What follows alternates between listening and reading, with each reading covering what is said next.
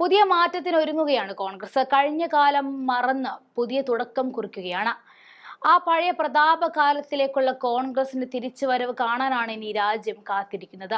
അതിനായിട്ട് പുനഃസംഘടനാ ചുമതലകൾ മുതൽ താഴെത്തട്ടിലുള്ള പലരെയും നീക്കി രാഹുലും ഖാർഗെയും ഒക്കെ ഒരു ഉന്മൂലനം തന്നെ കോൺഗ്രസിൽ നടത്തുകയാണ്.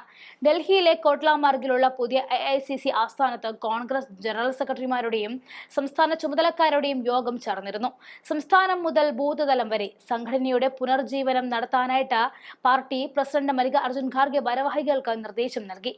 രാജ്യത്തെ സ്ഥാപനങ്ങളിലും അധികാര ഘടനകളിലും പട്ടികജാതി, പട്ടികവർഗം, മറ്റ് പിന്നോക്ക വിഭാഗങ്ങൾ, ന്യൂനപക്ഷങ്ങൾ എന്നിവരെ ഉൾപ്പെടുത്തണമെന്ന സാമൂഹിക നീതിവാദത്തിന് പ്രതിഫലനമായിട്ടാണ് പുനഃസംഘടന കാണപ്പെട്ടത്.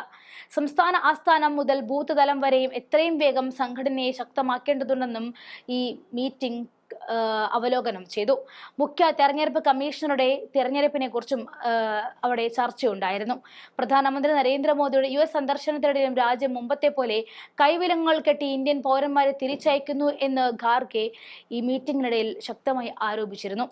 വെജിറ്റേറിയൻ യാത്രക്കാർക്ക് നോൺ-വെജ് ഭക്ഷണം നൽകി ഈ അപമാനത്തിനെതിരെ ശരിയായ രീതിയിൽ പ്രതിഷേധിക്കണമെന്നും ഇതിന് സർക്കാർ പരാജയപ്പെട്ടെങ്കിലും നല്ലൊരു പ്രതിപക്ഷമായിട്ട് നമ്മൾ മാറണമെന്നും ഖാർഗെ പറയുന്നുണ്ട്. ആ വീഡിയോ ദൃശ്യങ്ങൾ കാണാം.